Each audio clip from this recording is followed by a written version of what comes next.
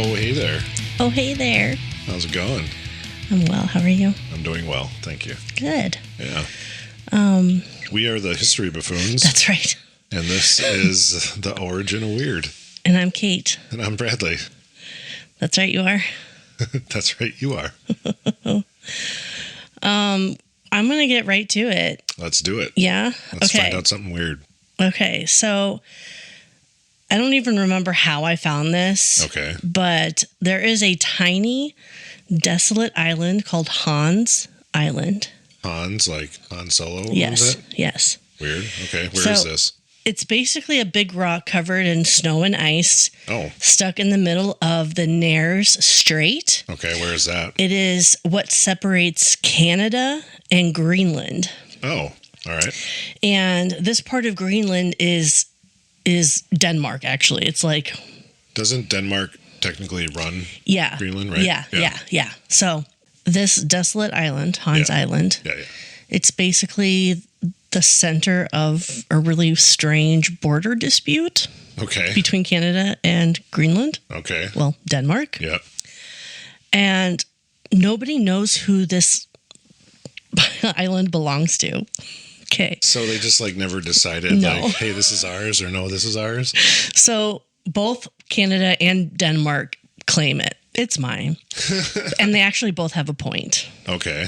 So the island falls within a 12-mile territorial limit of both countries according to international law.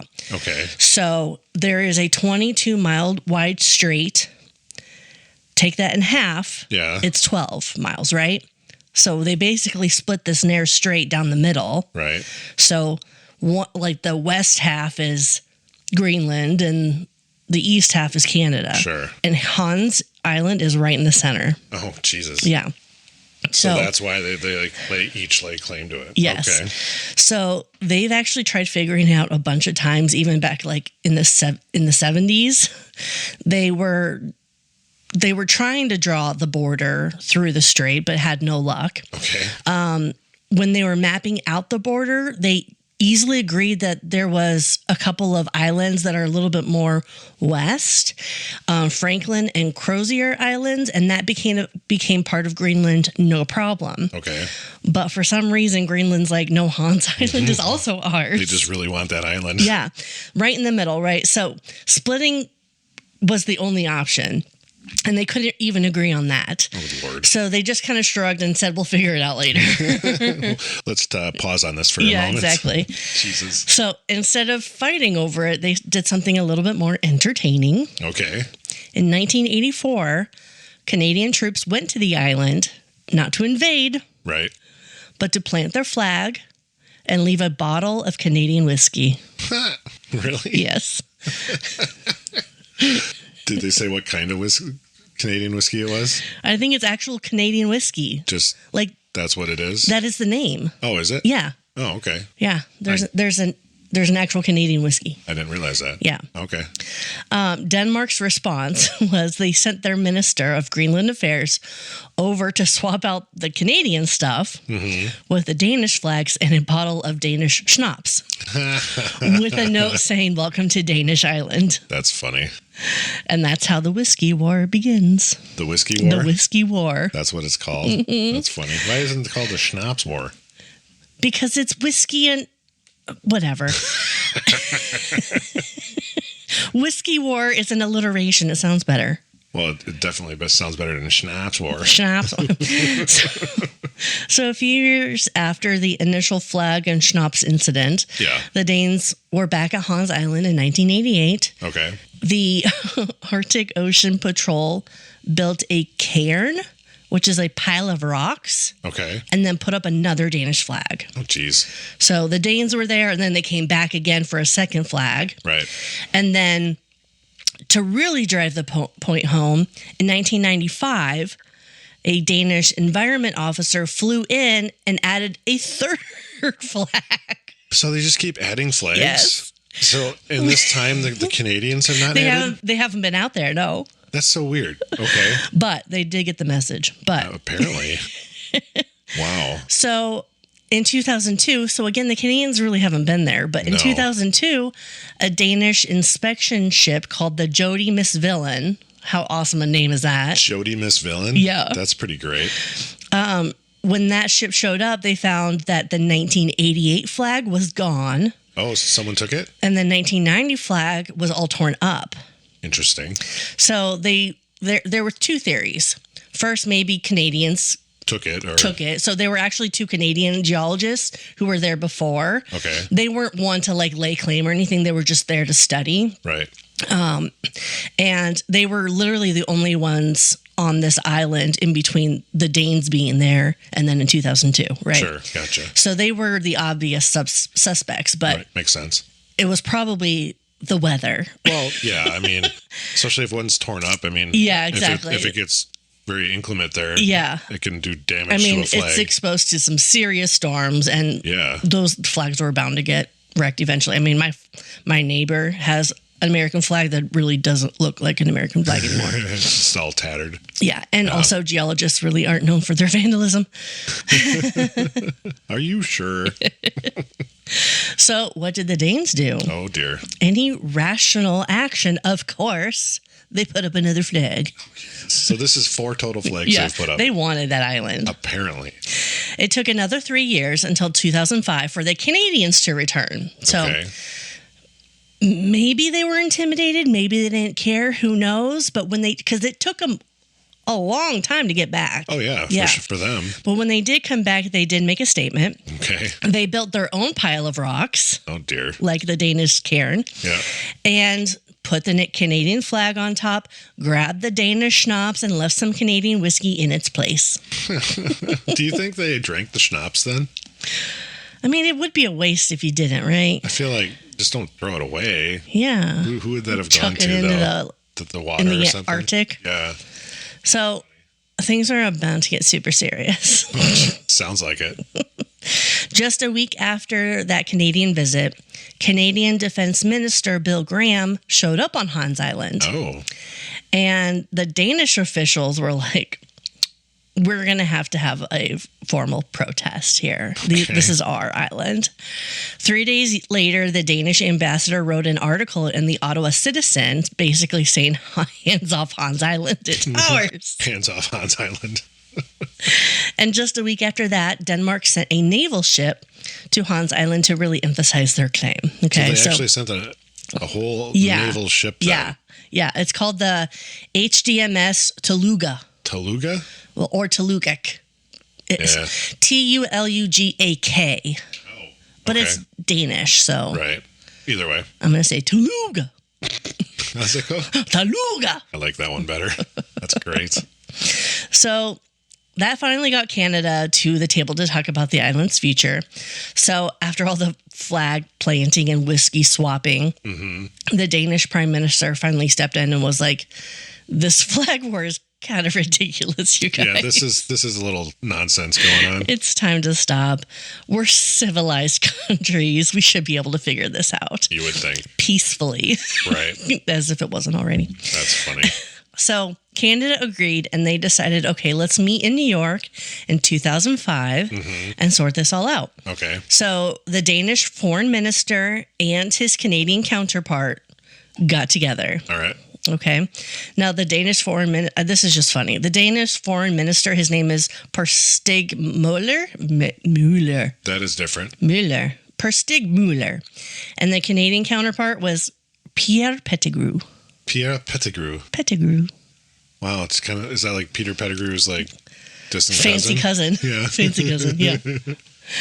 So they even agreed that if they couldn't reach a deal in New York, that they would actually take it to International Court of Justice in The Hague.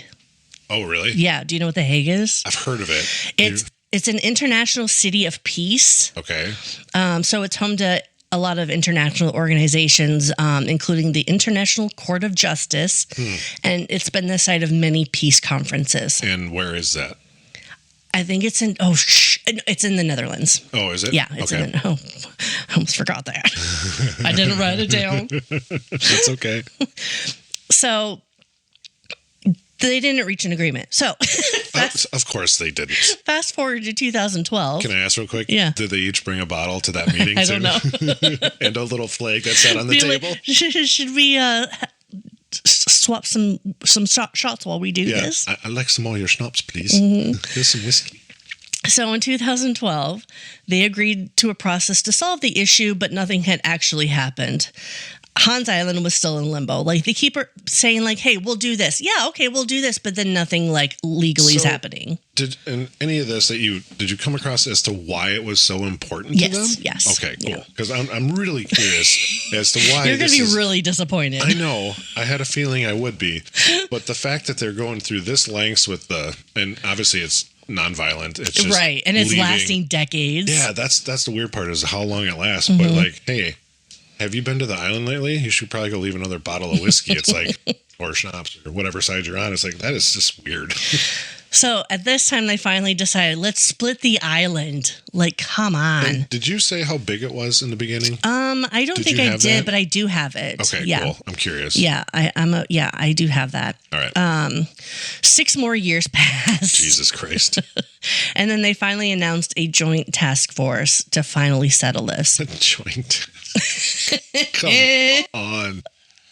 Okay. Okay, so several years since that announcement, and then now we finally do have a resolution. All okay. Right. So a lot of folks think that Denmark should have gotten Hans Island because they argue that it was discovered back in the late 1800s by American expeditions, but the expeditions were working with Danish authorities. Oh, so since they were working with them, yes, it should have went to them. Yes. I feel like the United States needs to lay claim to this now, too. I know, if right? They were doing that. Go plant an American flag up there with some beer. And then there was a Greenlandic explorer named Hans Hendrik. Okay. Who was along for the ride. Right. So. Yeah. So they also have like Greenland Inuits and they used to stop on that island heading over to Canada. Okay. And remember, it's a 22-mile strait between these 2 points. Right. So they would, let's say they're going to swim, because why not? They're going to swim the Arctic Strait here. You're going to freeze. They're going to hop on this rock and then swim another 12 miles to get to Canada to do some exploring. Or 11 miles. Yes. Whatever. That would be a really cold swim. So the Danish Inuit, or the Greenlandic Inuits, right? Yeah. So they used that as like a stopping point. Sure. Canada Inuits never did. Oh, really? Yeah. They were happy in Canada. They didn't need to go to Greenland. They didn't want to partake in their festivities? Okay. So everybody thinks that Denmark pretty much had a good case, right? Right. So this rock, it's 1.3 square kilometers, which is about a half a square mile. So not very big. So about 321 acres. Oh, really? That's how many acres that is? Mm-hmm. Oh, and it's nothing but rock. Well, right. It's literally rock. So it's just a giant rock coming, like the surface of the water. It's like a flat rock. Right. Yeah. Wow. That's weird. Yeah. So there's no oil, there's no treasure, nothing, right? It's just literally a stopping point in the middle of this strait. Yes. Wow. Yes. So the only thing that was kind of mentioned about why is to extend their territorial waters. Oh, really? Yes. That's literally all they wanted this for? So the strait is frozen most of the time year round. I'd say, yeah. Yes. Being up there. So maybe it would be valuable once global warming kind of kicks in and the Arctic starts melting. I mean, maybe, I guess. But, nobody's in a hurry to solve this thing either. So no, it doesn't seem that important, yet important enough to keep doing this. So can they literally walk from since it's frozen most of the year, can they just walk to it? Probably. That's wild. Probably. I don't think I'd feel comfortable doing it. Let's do it. I bet that ice is pretty thick. Let's do it. Okay. Yeah. Hans Island. Oh, look, there's a Danish flag. Oh, look, there's a Canadian flag. Let's leave some booze. Okay, so after all this back and forth, all the flags, all the whiskey, all the schnapps, they finally figured out what to do with Hans Island. All right, tell us. June 14th, 2022. So almost 3 years ago. Jeez. Denmark, Greenland, Canada, and Nunavut, which is one of the big northern Canadian territories where most of their Inuit live. Okay. They all agreed to just split the island right down the middle along the natural fault line. Okay. That makes sense. Sure. So they had the Canadian and the Danish foreign ministers and even the Greenlandic prime minister sign an agreement. Mm-hmm. But it wasn't official just yet. They still needed parliaments in Denmark and Greenland to say, yeah, go ahead. That sounds good. Sure. On October 5th, 2023, Jesus. the Danish parliament started working on the laws to actually create the land and the sea borders. Okay. They finally made it official on December 19th, 2023. Good Lord. And here's kind of a cool part. So even though there's now like a quote unquote border, Yeah. they're not going to have any border controls on the island. Well, of course not. I know, but it's funny to think about. I mean, yeah, this little island. This little post with one guy with a stamp. Let me see your passport. It's got like just a single like metal detector on it with a dude sitting at a little desk, stamping passports. So the law actually says that anyone going to Hans Island, whether it's for official business, just to visit, because you can go anywhere on the whole island without checks. I like how you say it for official business. What business? I don't know. It's still a rock. Even though it's technically two countries, it's one big, nice, friendly island. So, right. So do they still share booze? Like, I don't think so. I think that's gone done and past. But that's too bad. And that's so weird. The whiskey war. That's so strange. I mean, all over for a piece of rock. Literally a rock. Does nothing for either side. Yeah. That's weird. Yeah. Half a square mile. I didn't realize that's how many acres are in a half a square mile. I'm pretty sure. You said 321? Yeah, I'm pretty sure. I did some calculations, but you know how I am at math and numbers in general. You don't math always the greatest. I really don't. So, but I like that you try. Let's see what half a square mile in acres is. 3.20 acres. So, yeah. Oh, 3.20. Sorry, not 3.2. 320. 320, and I said 321. Yeah, so it is close. Yeah. So that's funny. Half a square mile. Do they still each have a flag on the island then too? I would assume. I would imagine they do. Let me show you a picture of the rock. Okay. Because literally it is so silly. I would imagine, at least in my brain, I just think of some like desolate rock in the middle of water. But if it's mostly frozen, that's crazy too. So the rock, it looks like rock. Sure. And then there's ice all around it. Yeah, I kind of figured that. But here's what it looks like. Oh my word! It's a rock. That is literally it's a flat just rock. A rock. That's funny. I like. Yeah, where are they going to set up their little stamping passport post? That's funny. They're going to have to build a new cairn, I guess. Put up a new flag. Uh-huh. Yeah, you're not wrong. That is literally just a rock in the water. I know. That is so funny. Isn't that awesome? I mean, it's not like you can farm on there. No, there's nothing. You can't do anything. That's just the funny part about it is they're, again, not aggressively. It's all been friendly. So if you kind of look here, Canada has all these like little tiny islands. And then there is an island called Ellesmere, and that's where there are some inhabitants there. Okay. And that's where the Inuits would travel from Hans Island to this island in particular. Oh. But it's so tiny compared to Canada and Greenland that you can't even see it on a freaking map. Ellesmere is part of Canada, though? It is. And then they would cross over to Hans Island and then to Greenland if they went that way and vice versa. Yes. If they're going to Greenland was going to Canada. Yes. Okay. Wow, yeah. And then okay, describe what you see. Well, I see the Canadian flag and the Danish flag. Right? That's what that is? Mm-hmm. And a bunch of people like basically putting them up at different times of That's so funny. Yeah.